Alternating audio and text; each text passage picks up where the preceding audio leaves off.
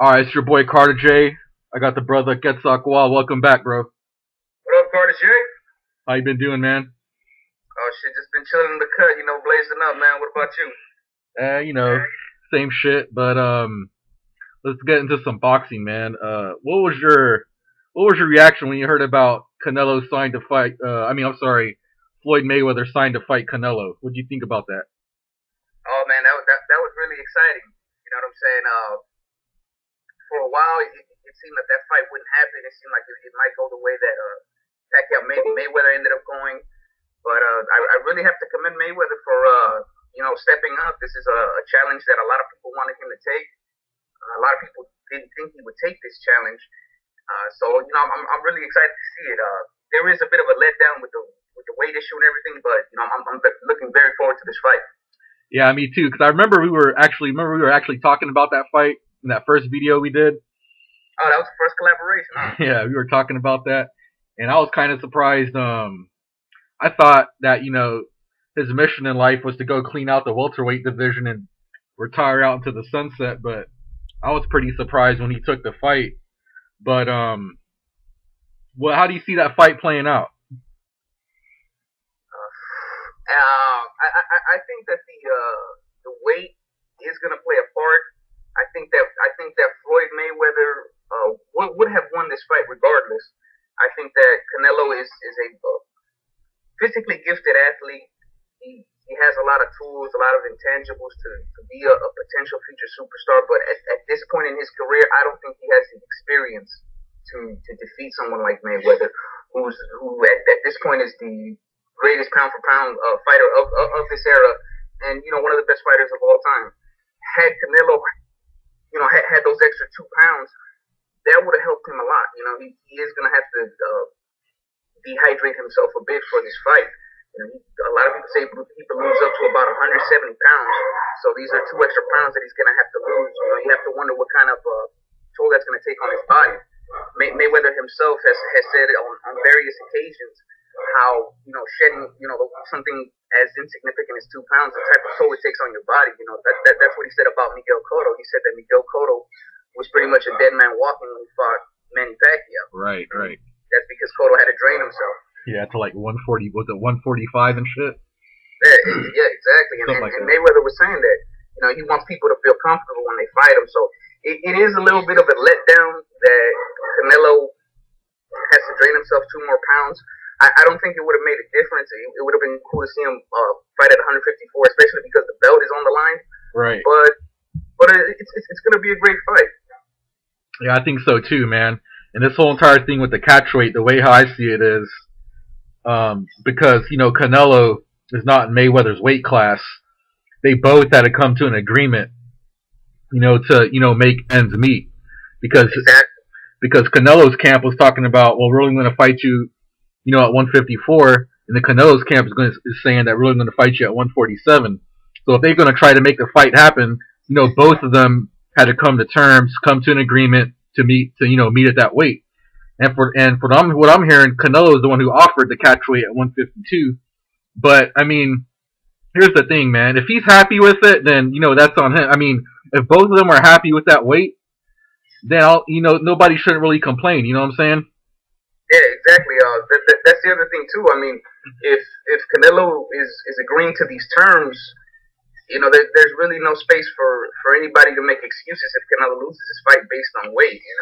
And like I said, I mean, even if Canelo had that weight advantage, it would have helped him. But Mayweather's experience and his skills, he would have beat Canelo either way. So as long as the fight is made, like you said, if this fight wasn't made, there was going to be a lot of people disappointed. So at least we get to see the fight. It would have been like Mayweather Pacquiao Part 2, the letdown. Exactly. In Mayweather Pacquiao, that was a colossal letdown. That fight had the potential to be one of the greatest fights of all time as far as revenue is concerned. It could have been one of the richest fights. But all of that was pretty much thrown away. Both fighters, to some extent, are to blame for that. Now the way things are going with Mayweather willing to fight Canelo, a lot of people are putting the blame on Pacquiao, and it would seem understandable because you see Mayweather stepping up now, so it makes you wonder, why Pacquiao didn't want to step up. Yeah, and then speaking of Pacquiao, man, who knows, man? I don't pretend to be no psychic, but the fight still probably could happen down the line. It'll have to be like maybe sometime next year, though. You know what I'm saying? Yeah, If it does happen. I don't know what's going to happen with the Brandon Rio shit, but yeah, and it all depends on how Manny Pacquiao comes back from this loss. You know, if he's the if he's anywhere near what he was prior to the knockout with Marquez, a fight with Mayweather still would be interesting. But if he comes out very lackluster in this Brandon Rios fight, I think the fight can still be made between Mayweather and Pacquiao, and it can still generate a substantial amount of money. But I think a lot of the luster will be gone away from that if Pacquiao is just just a shell of his former self. yeah, I heard that. Do you think that this Mayweather Canelo fight? You think it's going to break the record for the Mayweather De La Hoya fight? I think it definitely has the potential to. You know, both fighters have a huge fan base. Of course, Mayweather is the cash cow. He's the cash king of boxing right now. Canelo has a huge fan base in Mexico. He's been having a huge following for a long time. Like a lot of people who I know, like in the neighborhood and shit like that, who are very casual boxing fans. You know, Canelo is one of the people that they know. So he does have I guess like a mainstream type following, and here in America, his fan base is just starting to grow. So this fight definitely has the potential to break those records.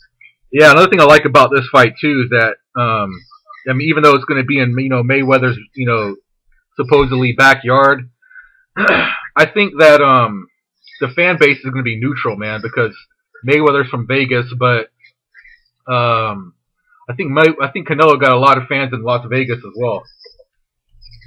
Oh yeah, definitely, and a lot of the diehard Canelo fans are going to be willing to make the trip. You know, just like with Ricky Hatton when he fought Mayweather. You saw a lot of people right.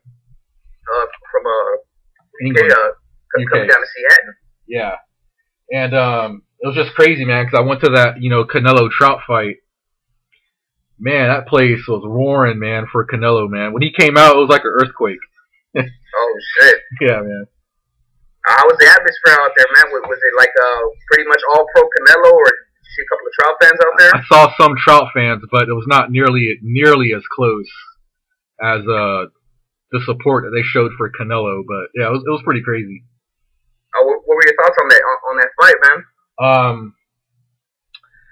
I went back when I went back home and I watched the fight because it was kind of hard to see it, from way up top, even though they had the screen and shit.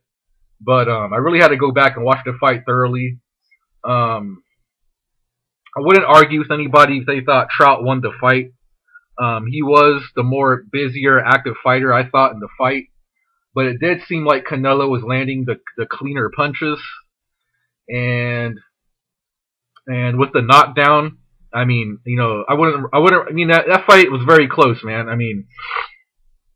It was very close. Canelo was taking, I noticed in that 12th round, man, he was taking a long break. And I actually thought, I was like, oh shit, with him taking that long break in that 12th round, I thought they were going to give it to Trout. And then and the reason why I say that is because if they were to give it to Trout, people would have said that they robbed him and shit. That's what the first thing that came to my mind, like in that Pacquiao Bradley fight. But how'd you see that fight? The Canelo Trout fight, I thought that fight was much closer than the judges had it. The judges had it unanimous decision for Canelo. One had it like a very very wide margin. There were points in that fight where Canelo was very lackadaisical, as you said. He pretty much his activity would get low, and you saw Trout stay consistent as far as his activity. He missed a lot of shots, but you could have given him the rounds just based on activity. So the fight was so close, like you said. If some people had it for Trout, you really can't blame them. I felt that Canelo made the difference in this fight, like you said, with the crisp, accurate punches. He was able to drop Trout, and I think just the most significant points in the fight, were all controlled by Canelo. But it was definitely a close fight. Yeah, true that. And let me ask you this. We know we don't see the best Floyd Mayweather above 147 pounds. He's going up to 152, but do you see Canelo's power giving Floyd any trouble at all? I think that Canelo's power is going to be the key to this fight. Mayweather's skills pretty much make any fighter look bad. you've seen at times that you can be effective against Mayweather, as Jose Luis Castillo was in the first fight. You saw Miguel Cotto do it.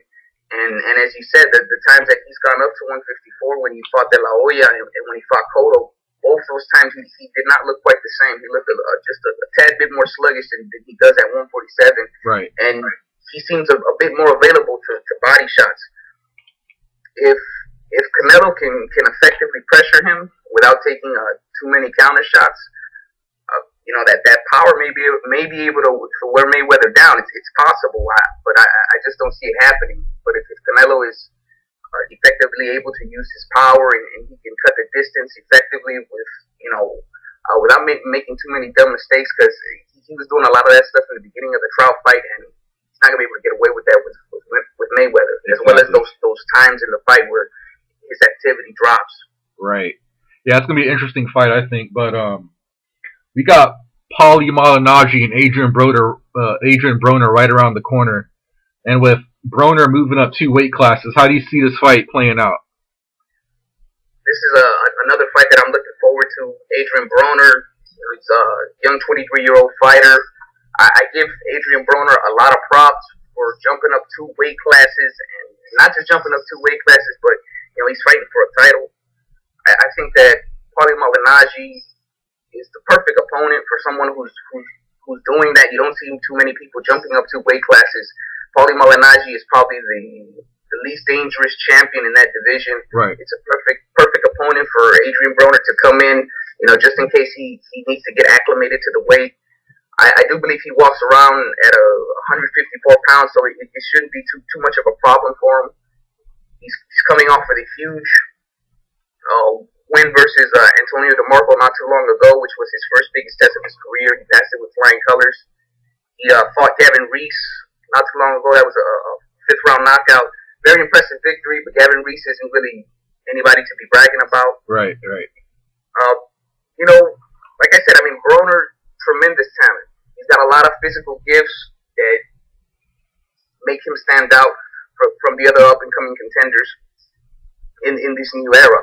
The only knock I would have, again, that I've always said on Adrian Broner is just his personality. I really feel he should try to be his own man. Find your own identity. Don't try to be like Floyd Mayweather, because whenever he does his press conferences and interviews like that, right. like that's just how he comes off of as like Floyd Mayweather's clone. So if he can get rid of that, he'd have the whole package as far as like marketability and skills and all that. Right. And man, more than anything, man, I'm really curious to see what he's going to do after this fight, because everybody's assuming that he's going to win. I think he's going to win, but it's not going to be as easy as most people say, because, Paulie is a pure boxer. Obviously, the proof's in the pudding. He don't got the power. But, a lot of times you don't obviously... you can win without power in certain situations. It just all depends how you do. Malignaggi seems really determined, man, and it's kind of like really interesting, but my only issue is once Broner neutralizes his left hand, I don't know how that's going to play out from there. I don't know if he'll be able to last 12 rounds. It's going to be kind of hard with Broner's power, but anything could happen. I'll be kind of surprised if it goes to the distance, but I really want to see what he does after this, because he's going to drop down to 140. Is he going to stay at 147? Because if he stays at 147, people is already going to be talking about him fighting Floyd Mayweather, because they're both in the same weight class, and then we all know that they're buddies and shit. Is he going to keep the belt? Is it going to get vacated? That's what I'm kind of like, really, really. And he could fight at least one more time this year. He'll have plenty of time to fight one more time this year. What do you think? Oh yeah, definitely. And like you said, with Paulie Malignaggi, I do have Adrian Broner winning this fight, but I don't think it's going to be as easy a fight as a lot of people are saying it will be. Paulie Malignaggi, he's a veteran to the game. He's got one of the greatest jabs in boxing. Like you said, his power is he has no power. He got them soft ass Weber bread hands. You know what I'm saying? Yeah. So basically, what Paulie Malignaggi has to do is he's going to have to outbox Adrian Broner for 12 rounds, and that's tough. Paulie Malignaggi's resume, he showed that in his biggest fights, even though he's a very good boxer, he hasn't been able to rise to the occasion. You know, like when he fought Haddon, he lost. When he fought Amir Khan, he lost. When he fought Cotto, so if Paulie Malignaggi were to be able to win this fight, this would actually be his biggest fight on his resume. I just don't see that happening. And if Broner, after he wins this fight, if he wins this fight, I mean, it's going to be great seeing him in either division. If he fights at 140, of course, you know that division is stacked with huge names right now. Mainly Matisse and Garcia, whose fight is coming up that we're going to be talking about in a bit. And if Broner stays at 147 pounds, the fight with Mayweather, it only makes sense. Like you said, right now they appear to be friends and all that stuff. Maybe the plan for Mayweather is that he's going to fight the last couple of fights in his contract, and he'll save the last fight for Adrian Broner to see if Adrian Broner can, I guess metaphorically, pass the torch on to him. You know, right? If he's good enough to take that challenge on. Yeah, that'll be interesting. And think about, man, Gennady Golovkin, man. Is this dude the real deal? I think he's going to destroy I mean, Macklin hasn't really showed me anything that any tools that he could beat Golovkin, man. But fucking Golovkin, man, that dude he hits like a fucking freight train, man. Oh yeah, man, Golovkin is a beast right now. You know, he's definitely one of the most exciting fighters to watch right now. If you're into action, he's got huge power in his hands. I believe he is the real deal. I still want to see him fight another high caliber middleweight before I go ahead and crown him, the next big thing at middleweight. But definitely he has the tools to be there. It's going to be interesting seeing him fight some other middleweights in his division. What about you, man? Do you think a fight between him and Sergio Martinez makes sense when Martinez comes back from his injuries? Yeah, I mean, how much for longer is Sergio Martinez going to be out for you? Do you know? I think he's going to be out probably for the rest of the year. Damn. Yeah, he got fucked up, man. Shit, that's a fucking long. He ain't got no medical insurance too and shit, so shit. Wow. Trying to make payments right now. Shit, man. Well, I mean, Sergio Martinez, man, he should have been trying to fight Andre Ward, man. Oh, definitely. I mean, that's another potential huge fight right there.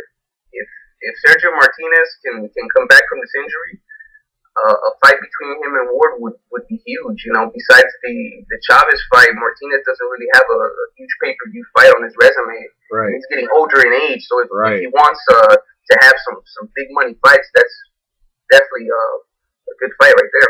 Yeah, because I remember after that Chavez fight, he was actually calling out Mayweather, but man, but he's got to take. There's so many other opponents in his division that I think he had to clean up before he could even, start mentioning Floyd Mayweather, man. But yeah, I think Golovkin's gonna pull it out, man. I think Macklin's gonna go to sleep. But we just saw Mikey Garcia and Juanma Lopez. I'm pretty sure everybody on the planet was picking Mikey Garcia to win. I was picking Mikey Garcia to win. With that victory, man, where do you see Mikey Garcia going from here? Basically, as far as his career is concerned, the sky's the limit right now for Mikey Garcia. A lot of people are calling the Mexican Mayweather already because he has just the overall skills. He's a good all-around fighter. He's starting to build up a big fan base out here in Southern California. If he can get his weight issues in control, I mean, there's fights with Gary Russell, who's a up and coming fighter that can be a huge fight. If he can't sustain his weight at 126 pounds anymore, perhaps a fight with Gamboa could be made. I mean, a fight with Abner Mares would be great. There's just a lot of options that Mikey Garcia can take. It all depends on what his weight issues are. He said he was sick. That was part of the reason why he couldn't make weight. I'll wait and see if that's true. We'll see if he can make 126 pounds for his next fight. What about you, man? How do you feel about Mikey Garcia? I think he's a very good fighter, man. I noticed the thing about Mikey, man. His timing is so good. And he's also got a good trainer, man. Robert Garcia. I think his trainer is a huge success to his victories, man. And like you said, man, I think the sky's the limit for him too. If he gets his weight issue straight, I mean, he could go straight to the top, man. It's just only a matter of time. He only needs to get a couple of big names under his belt. But I heard that he couldn't get that belt with Juanma Lopez, and he had to pay some $150,000 fine and all that bullshit. I'm like, wow. But yeah, man, that was a huge fine he had to pay. But I mean, I mean that situation was pretty embarrassing for Garcia. You know, I mean, he just won his title in his first fight. Yeah. His last fight versus Salido, and in your very next fight, you're losing the belt on the scales. It wasn't a good look for him, you know, and just to salvage the fight, you know, he, like you said, he had to give up $150,000 just to make the fight happen. So, you know, that was pretty much a setback as far as his wallet is concerned. What's up with Gary Russell, man? You know who he's fighting next, or what's going on with him? I'm not sure who he's fighting. You know, Gary Russell, whoever's in charge of his public relations and stuff like that, as far as trying to push him into the media, I think they need to do a better job at it. There's other fighters who don't have the physical gifts that he does that are in the limelight far more than him. I mean, fucking Orlando Cruz, the fucking gay boxer. You hear more about him than motherfucking Gary Russell. You know what I'm saying? Yeah, I know. It's crazy, man. And this guy's like, you know, undefeated and shit. You know how the media, they love hearing that undefeated shit. You know what I mean? Yeah, you know what I'm saying? Gary Russell, man, super speed. You know, he's got some very quick hands. He's got a lot of power. He's definitely an exciting fighter. If you put him in big fights, I mean, he's gonna attract huge crowds. He's gonna have a big following. I just think that they need to start promoting him differently. Exactly, I think so too. And you know, we just had Eucharist Gamboa. He beat Darley Perez's ass, and I'm gonna tell you the truth, man. I didn't know anything about this, you know, Perez guy, so I couldn't really make a prediction on it. But I didn't want to criticize him because I never heard of. I don't like to criticize fighters I never heard of. You know what I'm saying? Because I never actually heard or seen you know, Adonis Stevenson fight. I've seen him fight, but not like in a full fight. I've seen, you know, like clips of him. But then when I saw him knock out Chad Dawson, that's all I was like, you know, wow, you know. But I don't think there was honestly really nobody's really picking Perez to win that fight. And at this stage of, you know, Gamboa's career, it would only make sense to pick him to win in that fight, and he did. But it seems like with Gamboa, man, they're not. I think 50 Cent is trying to build him up, you know, to be this, you know, next SMS Golden Boy. And I notice when every time he fights, man, they make him inactive for so long. I don't know if that's because the country where he's from, because it takes a while, you know, to get to the U.S. or some shit. But I think they got to start pushing Gamboa, man, like hardcore, man. I think part of the reason why Gamboa's in the situation he's in is because, like you said, with 50 Cent, he signed with SMS Promotions after leaving Top Rank Promotions during the Brandon Rios versus Gamboa fight. Remember how that fight was supposed to go down, and Gamboa ended up missing the press conferences, and then he ended up switching over to 50 Cent. Right. I think the move to 50 Cent is kind of the reason why he's doing bad. You know, it's not that 50 Cent is a bad promoter, but his promotion company it's in its infancy. You know, it's barely starting to grow and get into the business of boxing. He himself is just barely trying to get used to all the things that go on behind the curtains with boxing as far as the business aspect.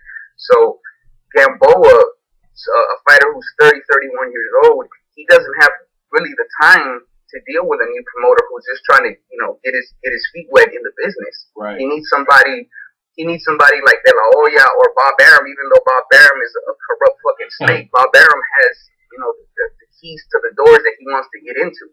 Right. You know? And while 50 Cent, you know, I'm pretty sure he can end up being a successful promoter. You've seen in the other business ventures that he's taken, he's been very successful as far as music, vitamin water, and all that. So I don't think that the boxing promotion will be any different, but I think that it's going to take some time for him to actually be a big player in boxing. How that is going to affect Gamboa, we'll see. You know, maybe he'll be able to hook up some fights with both promotions. You know, maybe right now Golden Boy has problems making fights with Top Rank and vice versa. Perhaps 50 Cent, he could be that link in the middle to have fights with both companies, you know, but that remains to be seen. So do you know with 50 Cent, he does business with with both Top Rank and Golden Boy, or does he only work with like a certain one? At this point, I know he's doing deals with Top Rank as far as when he first got into it. You saw that Gamboa was on the Pacquiao undercard, I believe. So Right. so he does have some close networking with Top Rank, just like Mayweather has with Golden Boy. But I mean, it remains to be seen if he can work with Golden Boy. I know that 50 Cent and Oscar De La Hoya were throwing jabs at each other through Twitter, kind of dissing each other. So I don't know if they have the same beef that Floyd Mayweather and 50 Cent have. But as far as business is concerned, I think 50 Cent, it would be in his best interest to work with both companies because he would be the only one that would be able to do that. Right. It only makes sense. Yeah. They were talking about Gamboa trying to fight Miguel Vasquez. I think that'll be an excellent fight. How do you see that fight playing out if it was to happen? Oh, I think that'd be a great fight. I would have to favor Gamboa in this fight based on his speed and his power. They both have boxing ability. They implement those abilities differently. I think Gamboa is a bit more of an exciting fighter, while Vasquez is more of a snooze fest. But I mean, Vasquez, again, he's got all the tools to beat Gamboa as well. I mean, it'll be a boring fight, but a win is a win. Right. You can't hate on that. Yeah. And the way Gamboa fights, where at times he seems to be like a lackadaisical in defense, or his concentration is in there, and he gets hit, and not, on top of that, his chin is a bit suspect. Perhaps Miguel Vasquez does have a good chance, but I do see Gamboa winning that fight. But it's definitely a fight that I would be looking forward to. I think him and I'm trying to think of the other dude's name, the other Puerto Rican dude that Richard Abril. I think Richard Abril and Gamboa would be a great fight as well. Oh, I think so too, man. Oh, we talking about Richard Abril, the one that actually beat Brandon Rios and got robbed. Yeah, man. Yeah. That dude's got skills too, man. And plus, that dude's he's tall as fuck for that weight division. You know what I'm saying? And I think that would give Gamboa, who's very very short for that division, a lot of problems because Richard Abril has just as much boxing ability as Gamboa does. True that. And who else do you think could be a formidable opponent for Gamboa at this time? In your thoughts? I mean, it all depends. I think he's too short. His body isn't naturally big enough to fight competitively at 140, at 147. I know when he first signed to SMS Promotions, 50 Cent was trying to get him to fight Floyd Mayweather at 147, and that was delusional. Right. Gamboa is a great fighter, but you can't push him over his limits. 140 may be possible, but I mean he's just gotten acclimated to the weight that he's fighting in right now. So I mean, other than Avril and Vasquez, Adrian Broner just left the 135-pound division. That fight is no longer possible. Brandon Rios went up in weight, so that fight is no longer possible. If he doesn't fight those two opponents, his only option pretty much would be go to 140, and then it would. All the punches would be harder. Again, the division is stacked with high competition. He would definitely be in big fights, but I don't know if his body would be able to take punches from that weight. I hear that. What about you, man? I don't know, man. I think it's all really just going to depend on his handlers, man, because he's been fighting. I mean, he's a good fighter, man, but he has to fight, some better competition. I didn't know anything about this Perez guy, like I said, but I mean, who was actually picking Perez to win that fight, though? You know what I'm saying? Yeah, I mean, 50 Cent, like you said, he's definitely got to put him in bigger fights where people can actually see his skills on display versus top competition. But again, I think 50 Cent is just barely getting into the business of boxing, and that's affecting Gamboa's career. Exactly. And all right, man. So. You familiar with Keith Thurman? Keith Thurman, oh yeah, man. How do you see this guy? Where do you think he's gonna go after he fights? I can't remember the guy's name who he's fighting. Sorry, shit, this slipped my mind. I know he's fighting kind of like a no-name fighter, but from what I heard, this guy has punching power. He he was talking about Mayweather not too long ago, right? Keith Thurman, right? Yeah, I remember that. Yeah, he was talking about it. Oh yeah, Keith Thurman. You know, he's a solid talent. I think right now he's getting a lot of recognition on his personality. You know, he talks a lot of trash, right? And a lot of people like seeing that. You know, he could definitely generate some big fights just based off of that. You know, he could be one of the next trash talkers of the era. You know, boxing is lacking something like that. It's you know, Mayorga's retired, and Mayorga was somebody who could get into big fights just off of talking shit. You know, and Keith Thurman has the skills to go along with that. I still want to see him fight some top notch competition before, you know, I say that he's going to be one of the big players for the future. But I mean, he's definitely an exciting fighter to watch. Wow. Yeah. So after this fight, I mean, everybody's assuming that he's going to win too.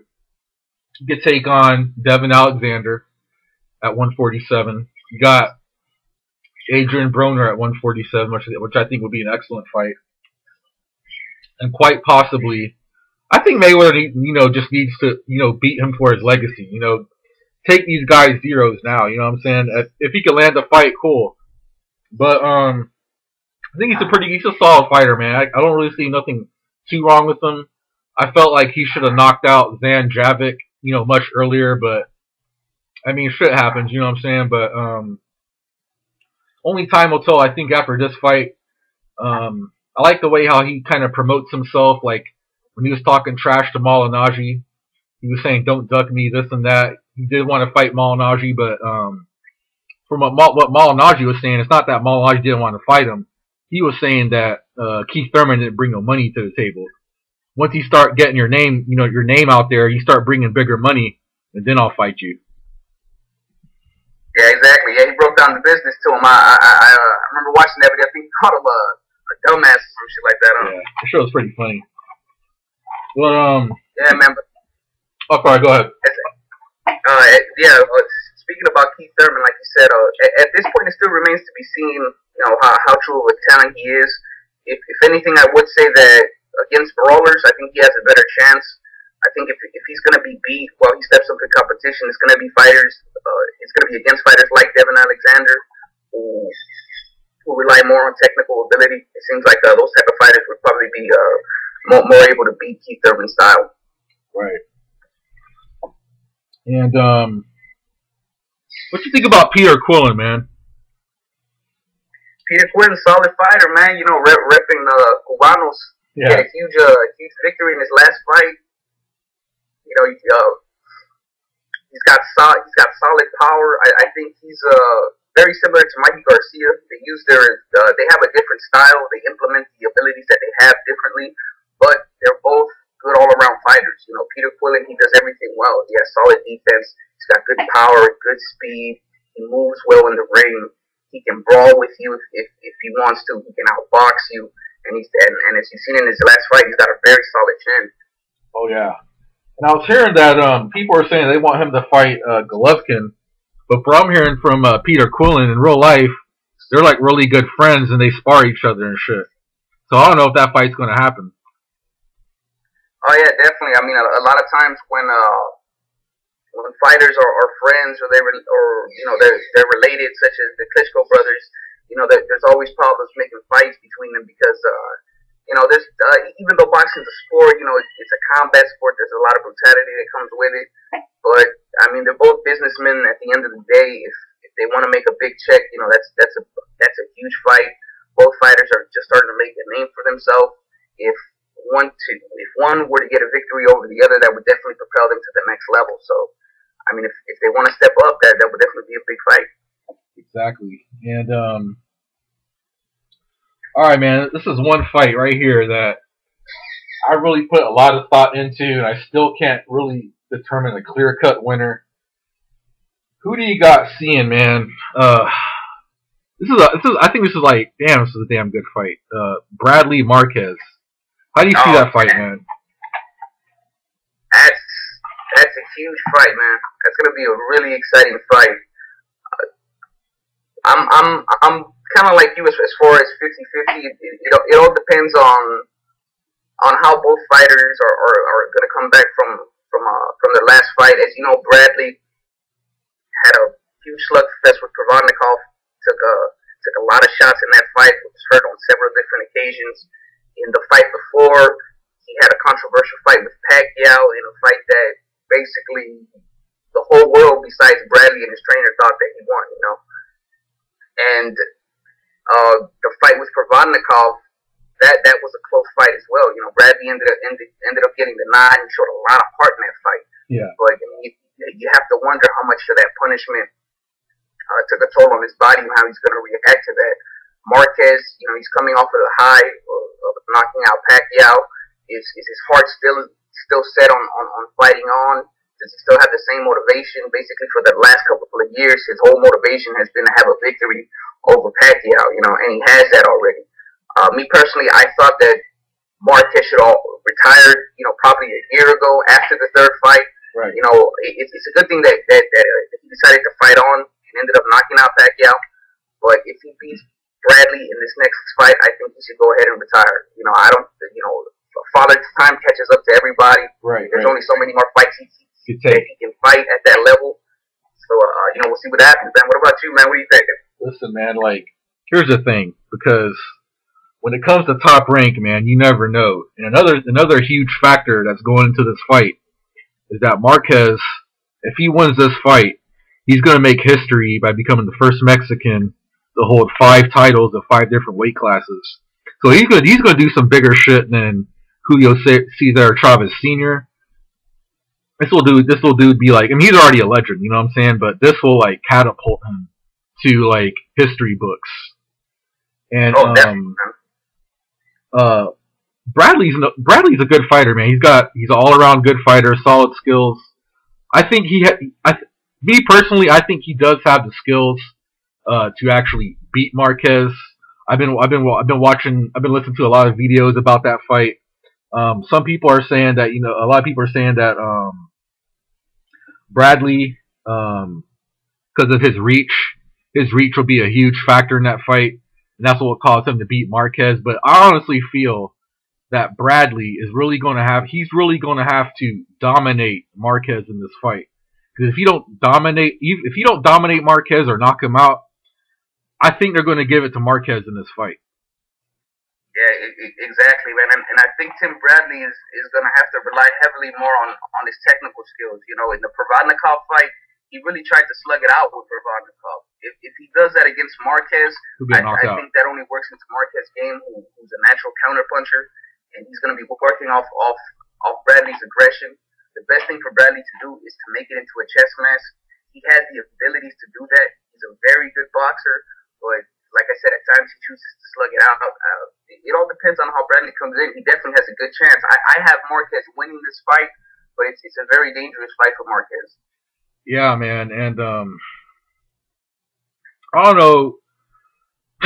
Thing is, I don't know which Bradley's going to show up, because he was kind of inactive for a while after that Pacquiao fight. And I think the reason why he was fighting so sloppy in that, Ruslan Provodnikov fight, I think it was a combination of the ring rust. I said that in my, my post-fight video. But another interesting factor in this fight too, man, is that Marquez got Nacho Beristain and Bradley got Joel Diaz. Joel Diaz I think is a good trainer, man, because you notice Bradley, he don't go into every fight, the same. He fights differently based on styles. Like against Alexander, he used aggression. He outboxed Peterson. He outboxed Abregu. He adjusted against Kendall Holt and Junior Witter. So, those are also some interesting factors, man. But that's going to be one hell of a prediction, man. I'm really going to have to do some serious research on that fight, man. Oh, definitely, man. Who are you leaning towards to right now at the moment? Shit, man. It's really hard, man, because Marquez is no joke. Bradley's no joke. Bradley's putting that O on the line. Every time I bet against Bradley, he always comes out on top. I was picking Pacquiao to win the fight. I actually thought Pacquiao won the fight. I went back. I watched it with the volume down. I thought that in that Pacquiao fight that Okay, like the first time I watched it, right, I thought it was just a pure blatant robbery. I wasn't really paying attention that much. I went back, I watched it. I thought that he did the better job defensively by making Pacquiao miss shots. But the reason why I thought Pacquiao won that fight was because Bradley didn't do the job enough offensively. Like, being defensively, to me that's only like half the job. You really have to like put some damage to your opponent, and I thought that's where Bradley lacked on. But then when I saw him fight Provodnikov, I was like, damn, man, this guy. I mean, people say he don't have power, man, but he fucked up Provodnikov's face. Oh, definitely, man. He had Provodnikov hurt in a lot of moments in that fight, man. That was a great, epic fight. It's one of the candidates for fight of the year right now, you know? Oh, yeah, for sure. But it's such a tough fight to call, man. Like, as the fight gets closer, I'm really going to have to, like, listen to some interviews of Bradley, see where his mind is. I think that's going to be one of the best fights of the year, like, on paper. We'll just have to wait and see, man. If Bradley wins, do you think he'll land the Mayweather fight next year? Yeah, definitely. I mean, I definitely think that he would be one of the top candidates. A victory over Marquez that definitely bumps up your resume. A lot of the recognition that Pacquiao had, Marquez has been getting some of that recognition after knocking out Pacquiao. So he'll basically be getting that fan base from him if he's able to beat Marquez. And, I mean, Bradley would be undefeated up to that point. It would only make sense for Mayweather to fight him. Exactly. And another thing is, I hear people all the time, they say that Mayweather don't do top business with Top Rank, but he actually offered, Pacquiao $40 million in that fight. So in order for that fight to happen, man, this is all that's got to happen, man. All you got to do is get Leonard Ellerbe on the phone, call up Cameron Duncan, and be like, look, we're going to give you, he made, $5 million in the Pacquiao fight? So all you got to give him right there is like $6 or $7 million. And of course, he'll take the fight, I think. Yeah, exactly, man. Just for the sake of boxing, Top Rank and Golden Boy have to settle their differences. You guys don't have to get along to make business together. Yeah, but just work with each other. Yeah, exactly. But I mean, for them to be beefing like this and for it to be ongoing for a long time and now escalating with HBO not showing any Golden Boy fights, and them being exclusively with Showtime now, it hurts boxing overall because a lot of big fights that people want to see, that pretty much is off the table now. If they can come together, there's a lot of big fights, just like the fight we're talking about right now with Tim Bradley and Mayweather, that can be made. That's a really interesting fight, man, based on styles, man. If that fight was to go down, how would you see that fight playing out? Between Bradley and Mayweather? Yeah, how do you see that fight playing out? I think Mayweather would win that fight by decision. Bradley has a whole lot of heart. He would definitely make the fight competitive. He would try to use his inside game because I don't think he'd be able to outbox Floyd Mayweather. Right. He would have to start pressuring Mayweather, keep him up against the corner. And if he were able to apply effective pressure, I mean, he'd be able to get to Mayweather. Tim Bradley, he has a solid chin. You see he's been hurt at times, but he responds well. He's able to recuperate well. He has all the heart in the world. He's got solid talent, solid skills. But at the end of the day, I still think that Mayweather would win by decision. I think he'd be able to adjust to the things that Tim Bradley would be doing. Right. And from that point on, it'd be the same Mayweather fight that we see all the time. Yeah, I hope that fight happens, man. I think that'll be an excellent fight. And the last topic, man, the end of the year finale for 2013. Manny Pacquiao's return against Brandon Rios, man. Does Manny Pacquiao still have it in him to make a comeback? Oh man, see, when I first started making boxing videos, the first video I made was dissing Pacquiao, and it was talking about the recent loss that he had at the time to Tim Bradley. And, in that video, I talked about how Pacquiao has these die-hard delusional fans, Pactards and stuff like that. And the way that they hype up Manny Pacquiao, that was part of the reason why a lot of boxing fans and a lot of people in the YouTube boxing community would diss Pacquiao, would talk about him like that because of how delusional his fans were. Right. Now that he's been knocked out, a lot of the Pac-Tard Nation had died. You know, a lot of the casual boxing fans don't really follow him anymore. And I think with that, you're able to actually give Manny Pacquiao a bit more props now, you know, because you don't have the fanboys in the way anymore. Manny Pacquiao, he's got a lot of talent, you know. I don't know how he's going to come back from this loss. This was a devastating loss that he had at the hands of Marquez. This was not the first time he was knocked out. This was, in fact, the third time he's been knocked out, and all three times he was knocked out cold. So that remains to be seen how his body can react to that physically. I think it's going to be an exciting fight for as long as it lasts. I mean, even if he's not the same fighter, it's definitely going to be a brawl. I mean, the Rios' style, a come forward fighter who lacks defensive skills. I mean, that's the perfect opponent for Manny Pacquiao to make a comeback. It all depends on his physical abilities at this point. Brandon Rios is going to make it a slugfest. He's got a great chin up to this point. We haven't seen him seriously hurt. In the Mike Alvarado fight, you saw he was stunned, but you've never really seen him like wobble badly or drop or anything like that. So it remains to be seen if Manny Pacquiao would be able to hurt him. But I actually, right now at this point, I haven't done a prediction video, but at this point, I'm actually leaning towards Pacquiao winning this fight. What about you, man? I think Pacquiao is going to pull it off, man. I think Rios. You know, it's kind of interesting too because he also got Robert Garcia as his trainer. I don't know if Robert Garcia is going to tell him to go in there with a different game plan against Pacquiao because they know what fighter Pacquiao is, what he brings to the table. I don't know what Robert Garcia's game plan is going for this fight because I think if Rios comes in there like how he usually does, I think he's gonna there's gonna be some fireworks in that fight, man. But if he don't knock him out, I can see Pacquiao taking it to the scorecards. But man, that's another very interesting fight, man. I'm really looking forward to that fight, man. But yeah, man. We're gonna end it right here, man. You got any last words you want to add? Oh shit, nah, man. Just subscribe to my motherfucking channel, man. Anybody that's listening to this shit. My channel's name is Aztec Philly. That's AZTECPILI. Go ahead and subscribe to my shit. Check out my vids. Go ahead and subscribe to the homie Protege. That's pretty much it, man. Alright, I'm gonna post the link, and you guys go check out, subscribe to the brother Aztec Philly's page, and we're gonna drop something down the road. And for Car J, Aztec Philly, we're out. Peace. Adios.